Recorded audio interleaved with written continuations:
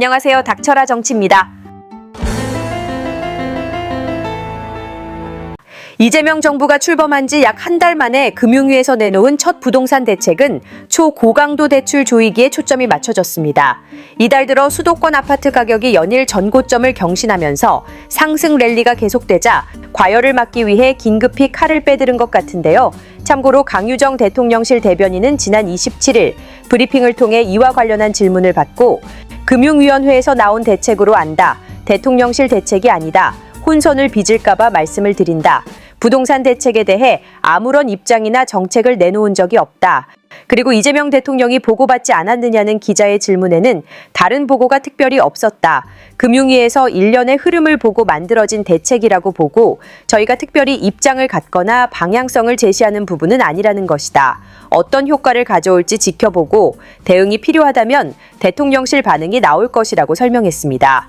그런데 금융위가 내놓은 부동산 대책은 수도권 주택담보대출을 6억 원으로 제한하는 초강력 부동산 대책이라는 건데 그리고 정책이 발표된 지 바로 다음 날부터 적용에 들어갔는데요.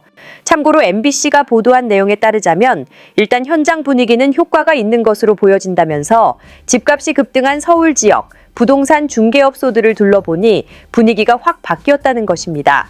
심지어 집값이 급등하던 지역인 마포 지역만 봐도 전화가 빗발치던 가계약을 걸어놓은 매수자들까지 부동산 정책이 발표된 다음 날엔 뚝 끊어졌다고 하는데요. 그럼 이와 관련한 아주 중요한 분석 전해드린 후에 계속 이어가겠습니다. 이재명 정부의 부동산 정책에 대해서 불과 며칠 전에 이광수라고 하는 사람이 이재명 정부를 향해서 엄청나게 강력하게 비판을 했습니다. 이거 이대로 가면 이재명 정부 망한다. 이렇게 가면 이재명 정권 결국 실패한다. 정권 교체당한다. 막 소리를 질러댔어요. 그런데요. 저희가 사실 저도 오늘 좀 놀랐고요. 와. 왜냐하면 대박. 나 깜짝 놀랐잖아. 그러니까 이광수 말대로 딱 해가지고. 놀랍다. 근데 제가 좀 의사표현을 좀 했어요. 여러 경로로. 그래서 그런 것들 좀 반영이 됐다고 저는 생각하고 있습니다. 내가 다 했다. 나 이광수다. 머리 한번 싹 당기시네. 일단은 부동산 정책 어떤 변화가 있는지 그걸 좀 짚어주시죠. 일단 저나 아니면 시장에서나 그러니까 중요한 게 왜 이렇게 급하냐. 뭐 조금만 시간을 줘라. 이런 말씀 많이 하셨죠. 급하다 그랬어 이광수. 그러니까 우리가 현재의 상황 파악을 좀 할 필요가 있었다는 거죠. 네. 그런 측면에서 제가 두 가지를 여러분한테 보여드리고 싶은데 첫 번째는 서울의 아파트 가격의 주간 상승률 그래프입니다. 이 그래프는 주간으로 지금 아파트 가격이 얼마나 올랐냐면 0.4%씩이 막 오르고 있었다고요. 일부 지역은요 주간에 1%가 올라요. 그러면 한 달에 몇 프로가 오른 거면 4%요. 폭등. 그러면 연간으로 해서 48%가 오른다는 얘기예요. 와 이거는 큰일 났어. 그러니까 이대로 놨으면, 그러니까 이재명 대통령께서도 국회에서 정확히 뭐라고 하십니까? 경제는 뭐다? 타이밍. 그렇죠. 그렇지. 그렇죠. 이 상황이었는데 다음 장을 보시면 더 놀라운 일은 집을 갖고 있는 사람들이 엄청나게 안 팔아요. 오를 거라는 기대감. 그러니까 이거는 이제 쉽게 말해서 폭등 각이었다고요. 뭔가를 하지 않으면 지금 예를 들어서 이재명 정부가 23일 지났는데 그 시기가 중요한 게 아니라 뭔가를 하지 않으면 네. 이제 대한민국 부동산 시장은 걷잡을 수 없이. 네, 참고로 이게 세로축이 매도 물량입니다. 그쵸. 급격히 매도 물량이 줄어든다는 것은 집 갖고 있는 사람들이 야 이거 집 오른다라는 기대감을 갖고 있다라는 겁니다. 그렇습니다. 그러다 보니까 이게 살려는 사람들은 많고 그다음에 팔려는 사람들은 줄으니까 집값이 어떻게 폭등 안 할 수 있겠습니까? 네. 그런 것들이 이제 지표에서 나타나고 있었는데 네. 사실 저건 전 두려웠어요. 저 잠도 잘 못 잤거든요. 진짜 그러셨어요. 진짜요. 진짜야. 네. 그런데 사실 오늘 좀 놀랐다. 정책을 보고 두 가지 측면에서 놀랐는데. 자, 어떤 정책이 나왔습니까? 첫 번째는 현실을 명확하게 인지하고 있어요. 어떻게? 현재 왜 대한민국에 이렇게 서울의 집값이 오르는지 원인 파악을 명확하게 하고 있어요. 어떻게 하고 있습니까? 그러니까 지금 집값이 오르는 거는 대출이 쉽게 말해서 빚이 증가해서 오르고 있거든요. 네. 근데 각종 여러 가지 대출들. 예를 들어서 막 전세 어떤 상황이냐면 1주택자가 전세자금 대출을 받아서 집을 삽니다. 이거 이해가 되세요? 1주택자가 주택이 있는 사람이 또? 전세 대출을 받을 수 있어요. 이러면서 대출이 방만하게 운영되고 지금 매일 2천억에서 3천억 이상씩 대출이 증가하면서 부동산 시장의 유동성이 쏟아내고 있었다고요. 이 현실을 명확하게 알고 있다. 일단 첫 번째 놀란 게. 네. 두 번째는 뭐냐면 자, 원인에 대해서 항상 그 말씀을 하셨거든. 오른다는 거는 문제 제기는 여야 할 것 없이 다 해요. 네. 그런데 우리 이광수 소장님이 항상 그랬거든. 지금은 대출 규제를 완화하기 때문에 너나 나나 다 집 사니까 집값 오르는 거고 개발을 완화시켜 주니까 오른다는 기대감에 또 오른다고 했거든. 네. 근데 이거를 갖다가 국민의힘도 이 집값 오른다고 막 화를 내. 근데 그 원인을 뭐라고 하냐? 아파트 빨리 더 안 짓기 때문에 오른다고 얘기를 해. 그래서 빨리 더 아파트 짓게끔 하라고 얘기를 한다고. 그렇게 원인을 아예 다르게 분석을 한다고. 그러면 큰일 난다는 걸 항상 지적을 했다는 거예요. 맞죠? 그러니까 맞습니다. 네. 그러니까 정확히 말씀하셨는데 최용님이 경제에서 뭔가 대책을 만들고 정책을 만들 때 중요한 건 첫 번째는 원인 파악을 제대로 하는 거예요. 네. 예전에 집값이 오르면 뭐라고 얘기하냐면 1인 가구가 증가해서 집값이 오른대요. 이게 말이 됩니까? 아. 1인 가구가 증가해서 강남 아파트 가격이 올라요? 1인 가구가 거기 사는 사람 거의 없죠. 없죠. 어떻게 삽니까? 네. 최용님 빼고는. 아, 카운터 하나 훅 들어오네요. 예. 자, 그래서 모든 경제 정책은 핵심이에요. 뭐냐면 지금의 한국의 경제가 안 좋은 건 내수가 안 좋았다. 네. 그렇기 때문에 명확하게 얘기하잖아요. 그렇습니다. 내수 경제. 네. 이게 중요했는데 저는 그렇지. 그게 우려감이 있었다고요. 왜냐하면 자꾸 딴소리를 하니까. 어. 그런데 이번 정책을 보면서 정확히 원인 파악을 했다는 게 저는 놀랍다. 놀랍다. 두 번째는 정책을 발표해서 거기에 맞는 정책을 발표하는데 그 정책이 진짜로 시장에 영향을 미치려면 두 가지 성격을 갖고 있어야 됩니다. 첫 번째는 뭐냐면 예상치 못한 시점이어야 돼요. 네. 그리고 과거에 없던 새로운 정책이어야 돼요. 그래야 먹혀요. 그렇지. 누구나 예상하고 야 그렇게 할 거야라고 하는 정책은 먹힐 수가 없어요. 미리 반영돼 있어. 근데 오늘 정책은 놀랍습니다. 일단 내일부터 바로 시행이에요. 바로 시작. 전격적인 항상 속도를 말씀하셨잖아. 속도. 타이밍이야. 그래, 속도. 아니 이거는 근데 저는 놀랐어요. 놀랐어. 내일은 은행도 안 열어. 왜 내일부터지? 속도에. 근데 자꾸 이거 저희 보고 이거 방송 안 보신 분이 호들갑 떠지 말라는데 이광수가 얼마나 난리친지 알아. 이건 속도라고. 지금 해야 돼서 맞아. 내가 얘기하는 거라고. 그래 내가 거기서 아이고 2주 됐다 2주. 너 입 찢어버린다고 나한테 2주 얘기하지 말라고. 지금 당장 지금 1분 1초가 급하다고 맞아. 말씀하셨잖아. 그렇죠. 그런 측면에서 좋아. 이제 내일부터 바로 시행입니다. 내일부터. 그리고 두 번째 이제 정책 말씀드리겠지만 과거에 없던 거예요. 좋아요. 그러니까 이거는 지금 특히 서울의 부동산 시장, 대한민국 부동산 시장을 굉장히 빠르게 안정시킬 거예요. 좋습니다. 네. 내용을 한번 볼게요. 네, 내용. 일단 제가 주목하는 건 첫 번째는 궁금하다. 쉽게 말해서 큰 방향성은 과도한 빚으로 집 사는 시대를 끝내겠다는 거예요. 와, 좋다. 빚잔치. 두 번째는 한국의 부동산 시장을 실제로 집을 필요한 사람들을 위한 시장으로 조성하겠다는 그럼 거예요. 실수요자 위주로 가야지. 이 큰 방향성으로 일단 첫 번째 나온 정책은 대출과 관련된 정책입니다. 대출. 그래서 이제 첫 번째는 가계대출 총량을 관리하겠다는 건데 네. 제가 이걸 관심 있게 보는 건 뭐냐면 같이 보실게요. 네. 자, 보통 그동안의 방향성은 빚을 즉 대출을 일으키는 사람들을 규제했어요. 이번에는 바로 금융권을 규제합니다. 금융권을. 예. 그러니까 은행 보고 니네 해주지 마라고 한 거예요. 은행한테. 이거는 굉장히 효능감이 있는 거죠. 그동안 은행을 못 건드렸어요. 네. 왜? 엄청나게 큰 사실 이익 집단이잖아요. 그렇죠. 이게 힘들단 말이에요. 맞아.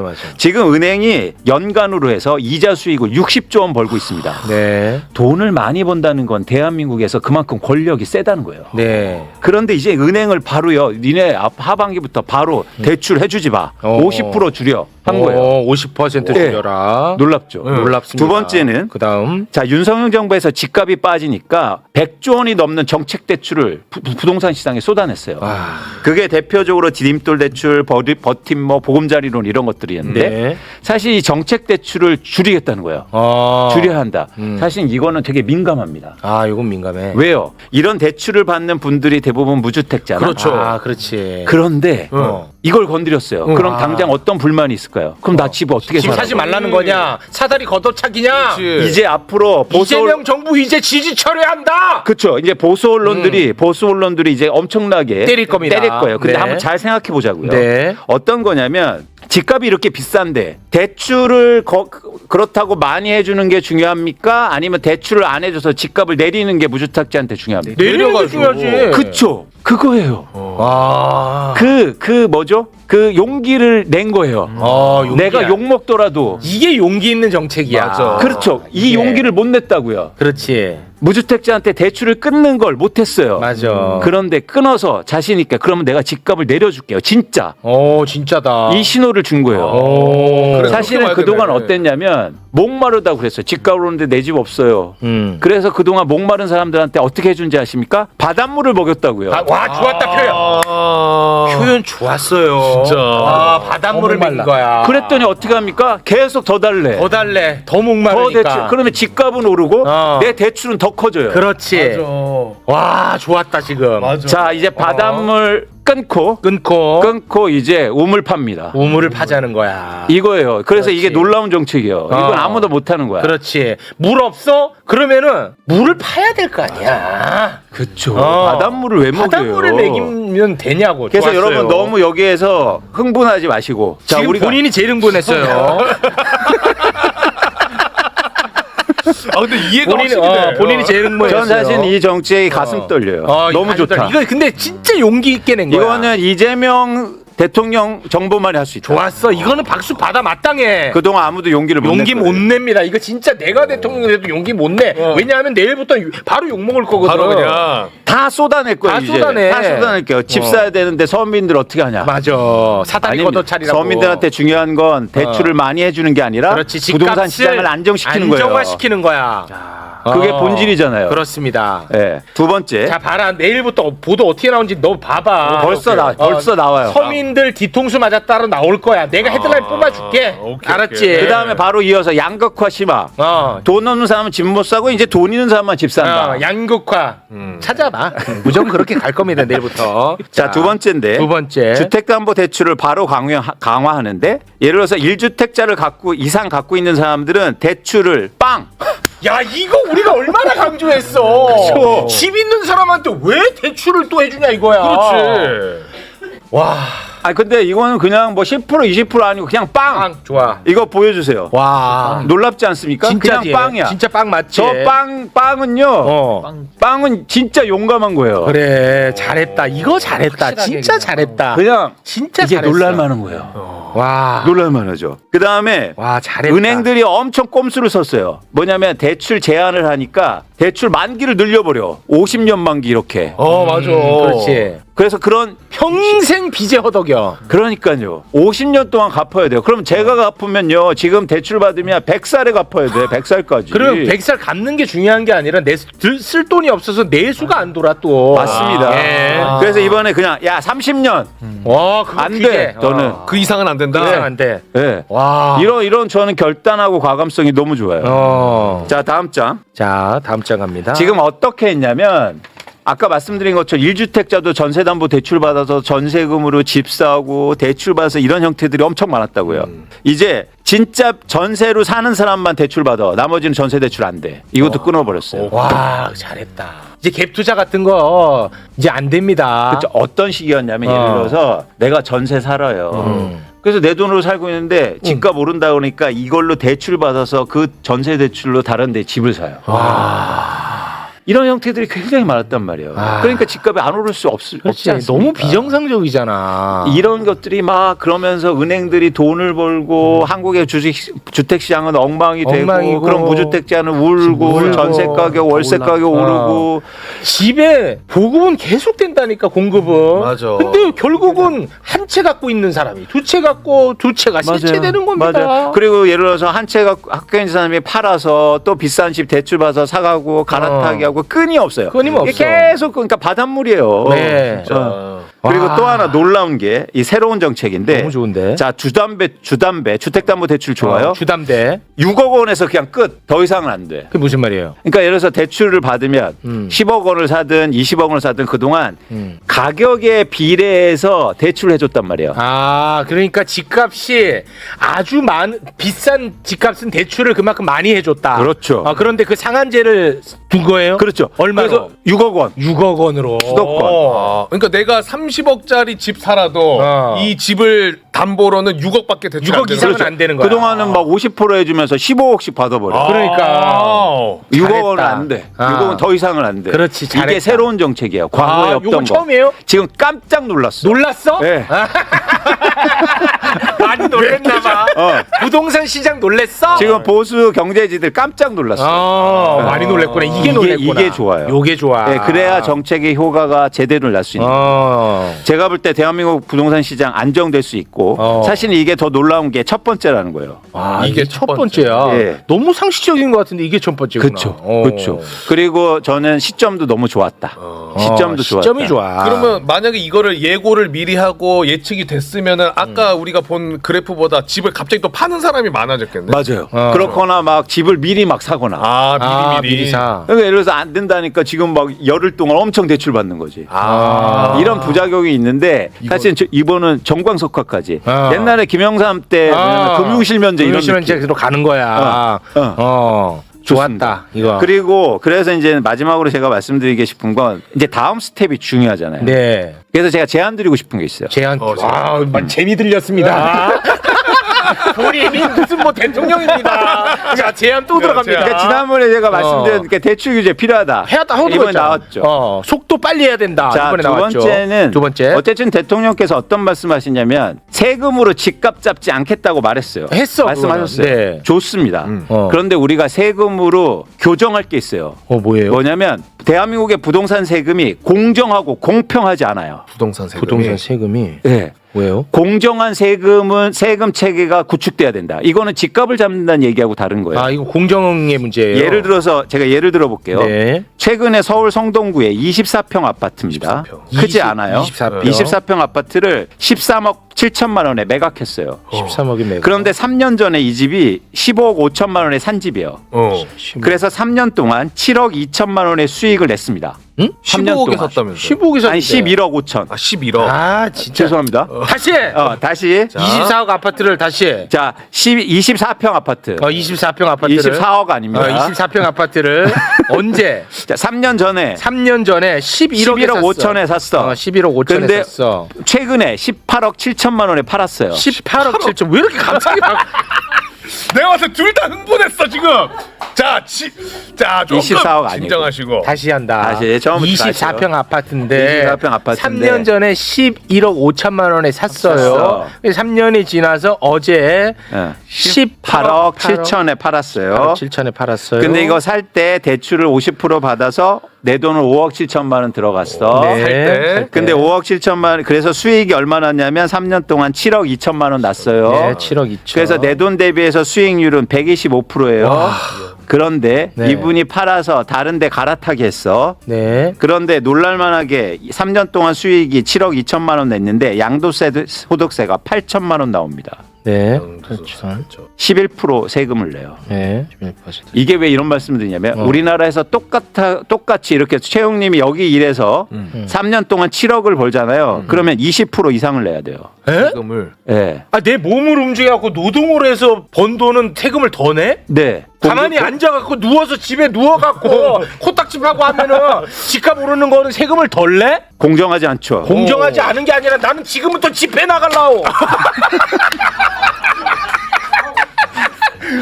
갑자기 인민군이 와, 나 지금부터 집회 나갈라오. 나갈라고. 공정하지 않죠. 무슨 일 아닙니다.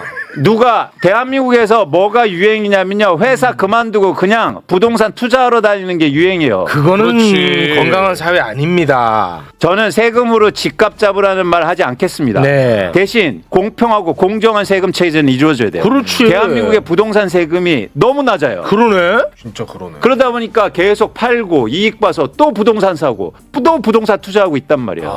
이거는 와. 교정돼야 된다. 이 노동의 가치를 인정하지 않는 사회야. 어떻게 보니 나는 이거 처음 알았네 이런 사회인지. 대한민국 계속 그래왔어요. 이거는 개혁해야 됩니다. 와. 네. 그래서 세금으로 집값을 잡겠다는 게 아니라 그렇지. 공평한 과세가 공평하게 이루어져야 과세 된다. 하자는 거지. 아니면 근로소득세를 낮춰주든지. 그래 맞아. 아, 그럼 또 재정이 어려워지니까 뭐 내가 그것까지 좋습니다. 모르겠는데 그럼 일거 솔직하게 말하면 노동에 붙는 세금보다 부동산에 붙는 세금이 솔직하게 말하면 더 높아야지. 그렇죠. 근데 오히려 더 낮아? 그렇습니다. 이거를 그냥 지켜만 보고 있었다? 예. 이광수 나가. 보고 싶지도 않아. 이거를 지켜만 봐왔어 여태. 보고 싶지도 않아. 와 이거는 말이 안 되지 않나 진짜? 그렇죠. 일단 이거 필요합니다. 와. 이거 이게 이제는 우리가 논의돼야 될 가장 중요한 문제예요. 대한민국에서. 와 중요한 부분이네. 사실은 이게 해결되면 누가 부동산 투자하려고 투기하려고 그렇게 막 나서겠습니까? 할 사람은 하라 그러고. 할 사람은 해요. 그냥 놔버려도 나도. 대신 세금 내야죠. 세금 내면 일하는 되고. 만큼. 그럼. 예. 예. 예. 그래서 이게 와. 지금 저는 과세가 뭐 이게 뭐 징벌적 과세 뭐 이런 걸 얘기하는 징벌이 게 아니잖아. 그러면 징벌적 노동이냐? 무슨 그런 말을 하고 좋아요 있어. 그 표현. 아니 뭐 만담이야 뭐야? 그 표현 좋아. 짜고 온 거야 뭐야? 징벌적 노동이냐? 저 20년 징벌적 과세라고 얘기하는 사람 할 때마다 맞대응을 가져야 돼. 그러면 징벌적 노동이냐? 너무 좋다. 이걸로 가져. 역시. 강제징용이냐? 이거 가져야지. 무슨 말인지 알겠죠? 그럼 강제 노동이냐? 뭐 하냐? 둘이 뭐 하냐? 사실 웃을 일 아닙니다. 사실- 웃지 마세요.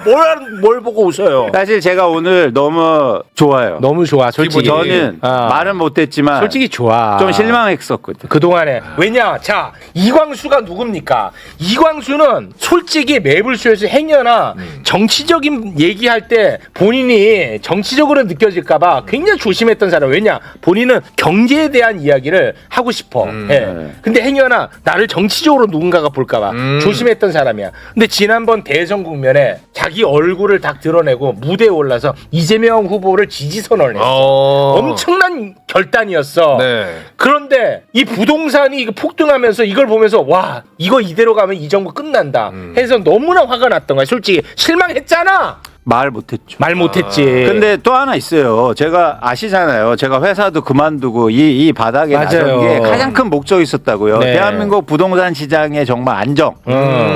그래서 제가 매불쇼도 다 계속 얘기하고 한 거예요. 네 맞아. 제가 왜 억대 연봉 받다가 왜 나와서 이렇게 돈도 못 벌고 있겠습니까? 그런데 진짜 좋은 세상이 열린 거잖아요. 근데 그렇지. 아무것도 안 하는 거야. 그렇지. 그때마다 잠이 안 와. 내가 옆에서 야 2주 됐다 2주 닥쳐 이렇게 한 거야. 2주가 중요한 게 아니라 지금 폭등하고 있는데. 그렇지. 네, 근데 그리고 나는 이건 하나 얘기하고 싶어요. 지금 뭐요? 댓글에 지난번부터 이광수 너가 부동산 내려간다고 했잖아. 네가 뭘 알아? 지금 다 틀렸잖아 하는데 맞아요. 가만히 있었으면 내려갔을 거예요. 근데 윤석열이가 계속 부양시켰다니까. 오히려. 그 얘기를 쏙 빼고 해 얘네들이. 아이고 진짜 나 아니면 이걸 누가 없죠.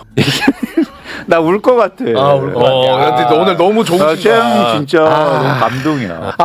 그래서 아까 형평에 맞는 공정한 과세 정책은 내가 다시 한번 경고한다는 좋습니다. 말씀입니다. 맞죠? 네, 그래서 촉구합니다. 이거 세계 만들어야 된다. 그럼 우리나라가 진짜 부동산 시장이 우리 아이들을 위해서 우리 아이들이 이 부동산가 어떻게 지탱합니까? 맞아요. 못해. 못해. 그러기 위해서 그런 세상을 만들려면 저는 일단 그 공평한 과세, 공정한 과세 여기까지도 한 발자국 더 나가야 된다. 그럼 이재명 정부가 저는 대한민국 부동산 시장을 안정시킨 첫 진보 정권. 와. 이 타이틀을 이재명 정부가 가질 수 있다고 보고 있습니다. 좋다. 자신감을 가지세요. 자신감을 가져라. 맞아. 집값을 잡겠다 이런 게 아니라 진보 정부 중에서 유일하게 한국의 부동산 시장을 안정시킨 안정이야 안정. 그거요. 네. 그거 할 수 있다. 이게 진짜 너무 저도 다행이라고 생각하는 게 제 아. 친동생이 네. 서울에서 회사 다니는데 집값을 보고 이거는 내가 여기서 10년 20년 해도 안 된다 절대 해서 안 돼, 절대. 지금 광주 내려간다 그랬거든. 절대 안 돼. 서울 생활 포기하고 내려간다 그랬었거든요. 맞습니다. 아, 집값을 내려줘야지. 계속 빚내라고 기회 주는 게 그러니까. 기회냐? 네. 바닷물이지. 바닷물이 좋았어요. 바닷물. 계속 써먹어요? 아니 써먹는 게 아니라 훌륭합니다. 아, 좋습니다. 너무 좋습니다. 정말 세상은 바뀌었고요. 효능감을 우리가 느끼고 여기서 희망을 봅니다. 맞습니다. 여기서 하나 더 얹겠습니다. 뭐죠? 상법 개정 빨리 하라 이거야. 민주당 지금 뭐 눈치 봅니까? 맞아요. 상법 개정 하겠죠? 합니다. 합니까? 네, 합니다. 네. 좋습니다. 제가 어제도 그것도 좀 이렇게 하고 그랬어요. 그랬어요? 네. 네, 고맙습니다. 와, 이 진짜 눈물 난다. 네. 너무 기쁨의 눈물, 감동의 아, 눈물입니다. 너무 좋습니다. 네. 너무 좋습니다. 화이팅! 화이팅! 네, 대한민국 지금까지 대한민국 화이팅! 대한민국 화이팅! 이광수 화이팅! 아니요, 대한민국 화이팅! 저는 괜찮아요. 대한민국 화이팅! 너무 고맙습니다. 네. 제가 지난번 대선 때 이재명 후보 옆에서 찍힌 사진이 단 한 개도 없었기 때문에 그거 보셨습니까 혹시? 이렇게 있다 보면은 술먹이 밀려나가지고 어느샌가 보면은 내가 그래도 그때 열린민주당하고 합당한 직후라서 명색이 공동선대위원장에서 송영길, 최광욱 이렇게 하고 조직도의 맨 위에 있었어. 그러면 어디를 가든지 후보 가운데 쓰고 송영길, 최광욱 이렇게 쓰는 거예요. 국립묘지에 뭐 이거를 하러 가든 어디 가서 저 유세를 하든. 근데 분명히 시작할 때 내가 있었거든. 근데 한 5분 있다 보면 저기 있는 거야 후보가. 그렇게 외견상 드러나는 모습 그런 사진을 가지고 찍어주거든요. 그러니까 보십시오. 선거 때가 되면 지난 21대 총선 때는 모든 후보들이 문재인 대통령하고 찍은 사진을 맨 앞에 내세웠습니다. 그잖아요. 이번에 어떻게 했어요? 이재명 대표하고 찍은 사진을 또 다 걸고 붙이고 막 했잖아요. 쟤네들 어떻게 했습니까? 맨 처음에는 윤석열이하고 찍은 사진을 걸었다가 내렸어요. 지나고 나서. 우리 동네 용인에서 이원모가 출마했거든요. 이원모가 윤석열이하고 찍은 사진을 이따시만한 빌딩에다가 왕만하게 걸었다가 일주일 지나고 내렸어. 그래서 내가 이원모도 내리길래 이것들은 끝났구나 이제. 응? 뭐 거기 뭐 두 당만 그랬습니까? 조국 혁신당이라고 있었잖아요. 이름 자체가 조국이잖아. 다니면서 그냥 조국 얼굴로 선거한 거야. 그죠? 그러면 민주시민은 뭘 보고 투표한 겁니까? 저 당의 정강 정책과 공약을 숙지하고 투표하신 겁니까? 내가 중도 보수의 입장이기 때문에 민주당을 선택하신 겁니까? 아니면 내가 진보적인 입장에서 있기 때문에 민주당을 선택하신 겁니까? 이게 우리 정치의 수준이자 현실인 거죠. 지금 우리는 사람을 보고 찍습니다. 그리고 정당을 선택할 때도 그 대표를 중심으로 생각합니다. 원래 제대로 된 정당은 공통의 가치를 추구하는 사람들이 권력을 얻기 위해서 정치적 결사체를 형성해가지고 선거에 임해서 권력을 획득하는 과정에 있는 조직체, 이게 정당이거든요. 근데 우리는 대통령이 누구냐에 따라서 당이 바뀌던 나라를 계속 살아왔고 그 당의 대표가 누구냐가 그 후보를 규정하는 거고, 후보 누구도 나와가지고 제가 이런 삶을 살았고 이런 컨텐츠와 이런 공약을 갖고 있으니 저를 지지해 주십시오. 저를 지지해 주시면 저의 이런 장점을 가지고 민주당이 정권을 획득하고 훌륭한 후보가 정권을 탈환할 수 있도록 앞장서겠습니다 하는 사람 보셨어요? 내가 이재명하고 얼마나 가까운가, 그거를 얘기하는 경쟁이었잖아요. 그러니까 여론조사로 ALS 돌릴 때도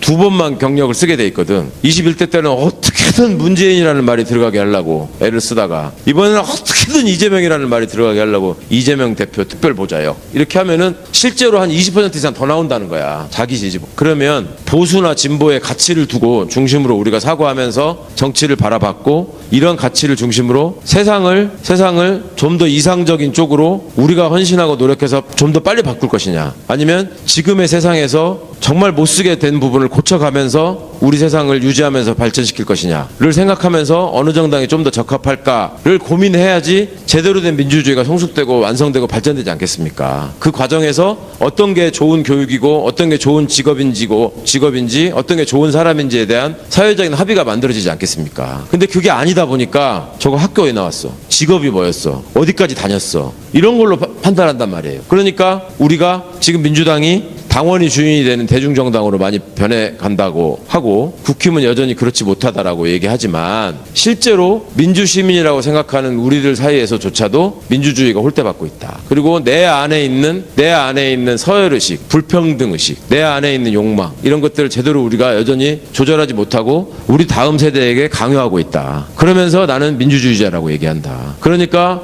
애들 입장에서는 당신들은 위선적이다. 기성세대는 위선적이다. 니들이 우리한테 해준 게 뭐가 있는데 라고 얘기를 하는 거죠. 그러니까 그런 근본적인 부분들이 이 가치를 놓고 토론을 하면서 우리가 생각하면서 사는 삶을 통해서 어떤 사람과 얘기를 할 때도 이런 정치적인 사회적인 현상을 바라볼 때 어떤 입장을 가지고 이 사안을 어떻게 바라보는 것이 우리 사회를 위해서 좋은 길인가를 함께 고민하고 토론할 때 진정한 우리 사회의 발전이 있지 않을까. 그럼 이재명 정부가 미쳐도 단단히 미쳐버린 이 나라 부동산 시장을 유일하게 안정시킨 정부가 되어주길 간절히 기대하면서 이번 방송 여기서 마치겠습니다. 그럼 끝까지 들어주셔서 감사드리고 구독과 좋아요 꾹 부탁드립니다. 여러분 감사합니다.